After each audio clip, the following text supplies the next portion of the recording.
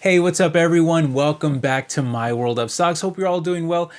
For today's video, one of the questions that I've been getting asked a lot recently is with more countries seemingly moving away from the US dollar being their exclusive reserve currency for oil, will this lead to a crash in the US economy and by virtue of the stock market? Well, that's what I'm going to answer for you in today's video. It is a bit of a complicated topic, but I'll do my best to break this all down into smaller pieces, something a little simpler and easy to understand for anyone that is not too familiar with what's currently going on out there. So the way we'll do this is I'll explain what the petrodollar is, why there's a fear going around of it possibly diminishing, and how that might impact the economy, with of course my overall opinion on all of this and what I plan to do myself as an active investor in stocks.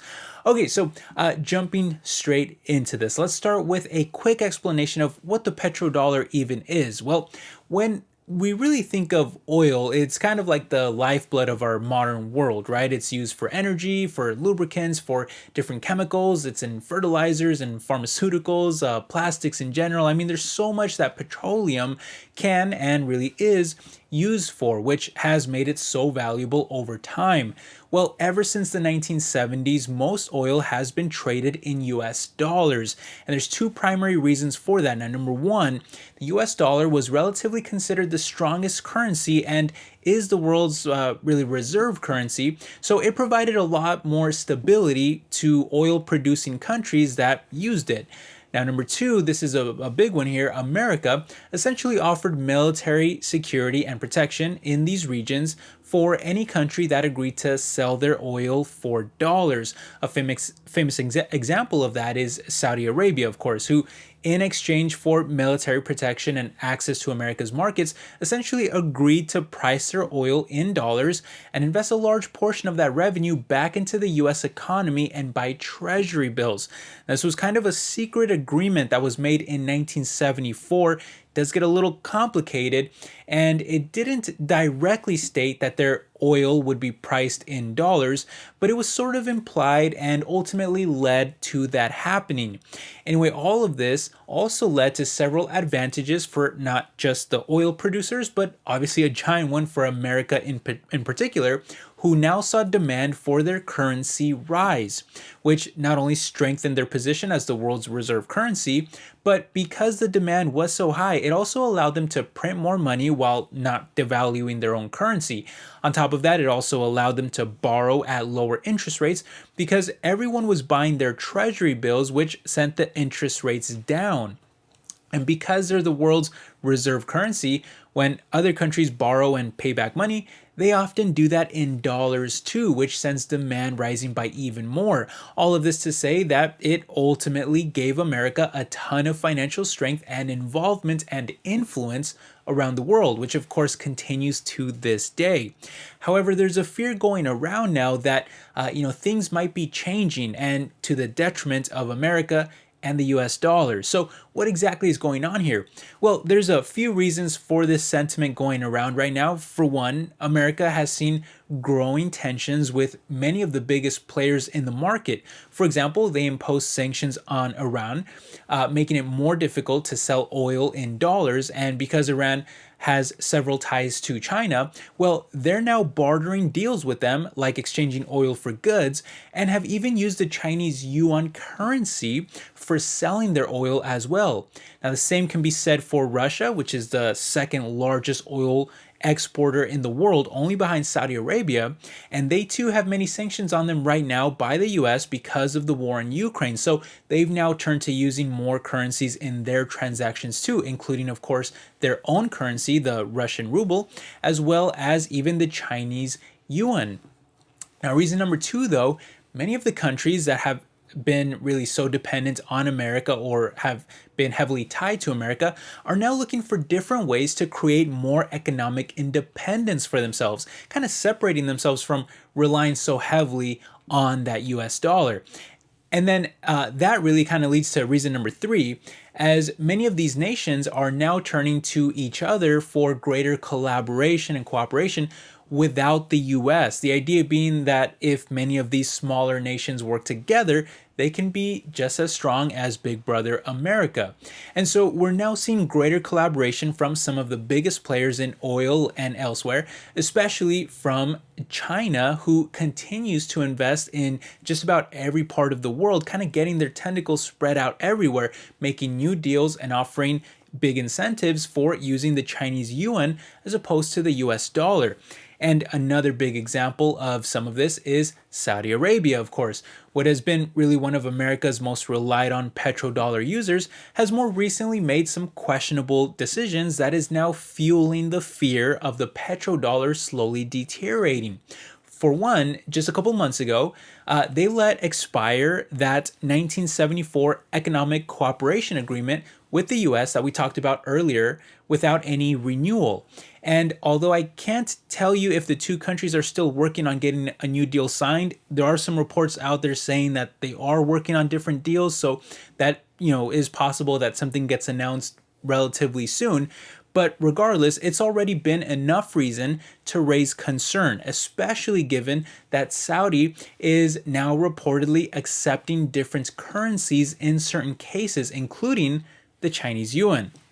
And to make matters worse, well, I actually just reported to you guys just a little while back that Saudi Arabia sold close to half of all their investments in US stocks earlier this year, which is of course another major red flag. If they're predicting, that the stock market might be going down, that could be a reason why they're selling stocks. And, if they're predicting the American economy and the stock market is going to go down, does that have ties to the petrodollar? I mean, there's a lot of things here that could be connected. All right, now I'm going to give you the counter argument to everything that I just said here, and I'll do that in just a second. But first, let's just assume that all of these changes in policy and even sentiment actually do lead to an eventual deterioration of the petrodollar. What would that mean for the US economy and for stocks? Well, the first impact is very obvious. It would weaken the dollar, which in turn would also make imports more expensive since most goods are priced in dollars. And that could eventually lead to even more inflation than the insane amounts that we've been having to deal with lately. So that alone could be pretty disastrous. Also, you'd end up with higher borrowing costs because of the weaker demand for US treasuries, meaning that the government will have to pay higher interest rates on debt, which is another pretty disastrous situation considering how bad our debt levels already are. And finally, the other pretty obvious point is that the US will have their global influence reduced in financial markets and trade negotiations and elsewhere, just making our overall kind of standing on the global stage even weaker, which will ultimately hurt us back at home too. And so when you add up all of these negatives, the economy would very likely take a big hit. And I think a type of recessionary crash for both the economy and the stock market, that of course is so heavily tied to it, that would be very likely at that point. Now, could we still kind of work our way out of that type of mess if we were in it with new agreements, new partnerships, new policies, and still remain a strong economy with the US dollar also being a reserve currency in the world, even if it's a weaker one? Well, yeah, I do think so. America is a global power with a very strong military and strong connections to all parts of the world, to the point where there should be some alternative options available, even if things get worse from here. And as long as America's economy does remain relatively strong and well diversified, which I personally believe that it is, then it should still remain a leader in my opinion. But of course, that's if we even get to that point, which I guess I would make two main counter arguments for that not being the case. Number one, even the loss of the so-called petrodollar or the weakening of it, especially as the world's reserve currency, I think would likely be very slow and gradual, giving the US plenty of time to adjust. I don't think we'd wake up one day and everything has collapsed. I think there will be lots of different warning signs, more warning signs than we already have, and with that, the opportunities to adjust or at least try to kind of re-strengthen that dollar, the position of the US dollar. But for number two, in my opinion, Saudi Arabia and most other countries are still extremely likely to continue using the US dollar for most oil transactions. Keep in mind, we've had many years throughout history where everyone panicked about the petrodollar going away, only for that to never be the case. In fact, in 1975, literally the very next year that the US-Saudi agreement was first made. Well, the New York Times put right on the front page headline that OPEC was would cut ties with the dollar and essentially end the petrodollar. And yet here we are in 2024, now saying the same things, right? Now predicting the same things, but it hasn't happened throughout all this time. Now, to be fair, I do actually think that this time is a bit different in that there are bigger threats out there, especially from rising superpowers like China, for example. But I'm not convinced that it's enough reason to panic. I mean, even there, you look at China. Well, the US dollar is still by far the world's biggest reserve currency at around 58%. The euro is the next closest at 18%. And then everything else is in the single digits, including the Chinese yuan at only around 2%. So it's not even close. And again, I do think things can gradually change slowly over time. But keep in mind, there are still many benefits for countries to continue using the US dollar, and especially for exporting oil. I mean, for example, we talk so much about Saudi Arabia. Guys, Saudi's own currency, the rial, is actually pegged to the dollar, meaning that it has a constant exchange rate with it. So it actually benefits Saudi Arabia to keep the US dollar as stable as possible, which it inherently is, and that too benefits Saudi as well. Because if you compare the dollar to other options like the Chinese yuan, for example, well, the US dollar is much more liquid and freely convertible than the yuan is. There's even been recent reports too from Bloomberg saying that most leaders in the region that they've talked to in the Middle East don't even see much of a benefit at all for ever shifting away from the dollar either.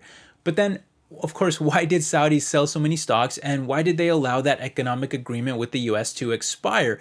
Well, again, some of that might still be kind of pending, but assuming that they do let all of that expire, and we do know that they did already sell much of their stocks. Well, look, I can't read minds, but I'll give you my best guess as to what's going on there. I feel like they were just mostly taking gigantic profits from the stock market being up so much. They went heavily into stocks during the pandemic when stocks were falling a lot. Then we had a huge surge in stock prices right after that, kind of in the recovery phase. And in my opinion, I think they're taking a lot of profits. But it's not just that. I think they're also using a ton of this money to invest in their own projects and economy. Because look, back when that first agreement was made in 1974, Saudi had a giant surplus of money, north of 50% of its GDP from all the oil they were selling. But back then, these Middle Eastern countries were still severely underdeveloped, and they didn't really have anywhere to put that money. So parking it in US treasuries in exchange for huge benefits was an ideal choice. But you fast forward to today, and these are now some of the wealthiest nations in the world with gigantic profits and investments that they're pouring unbelievable amounts of money into, many times in the hundreds of billions, even trillions. In fact, it's so much that the International Monetary Fund is now predicting that Saudi's surplus will actually turn into a deficit in the coming years. And yet, despite all of that, and despite the decrease in Saudis financing American debts, the US dollar is actually still very strong. It's some of the highest levels that it's been at in recent times, which is another good sign. So in conclusion, is this a big deal to keep an eye on as the situation develops? Because it can have some major repercussions for the US dollar and the economy over the longer term. Of course, anyone turning a blind eye to all of this is just being, in my opinion, flat out ignorant. It's something that we should be taking very seriously, and we should be talking about early on and as often as possible so that we're completely aware of what's going on. We see the flags and we make adjustments wherever possible, and we stay on top of it. But is it guaranteed to be this devastating blow to America? I mean, I've seen so many, headlines out there in articles. I've seen a lot of people on social media, everybody saying, this is the end, the petrodollar is over and everything's going to come crashing down. Is it that type of, kind of devastating blow to America? And is that going to be the case right now or even in the near future? I personally don't think so.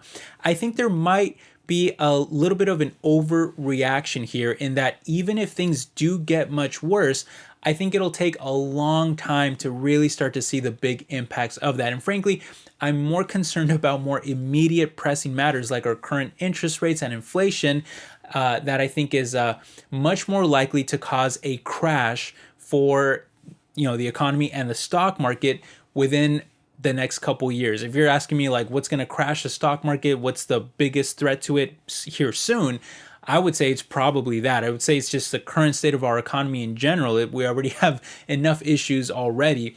And then, of course, if we were to lose the petrodollar and all that, yeah, that would be pretty devastating because that would just be on top of everything else that we're already dealing with. But again, I just personally don't really see that being the case, at least not anytime kind of relatively soon. Maybe over the longer term, but I think it would take a very long time. And again, I think we'd see more flags along the way.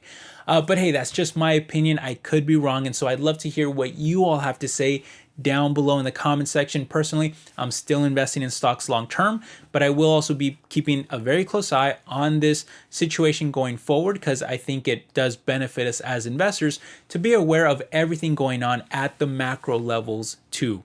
Anyway, thanks again for stopping by, my friends. I hope that you enjoyed this video. Hope you maybe got something out of it, or at least just enjoyed it in general. But either way, hope you're all doing well. And thank you for your support. I'll catch you in the next one. Take care, everybody. Bye-bye.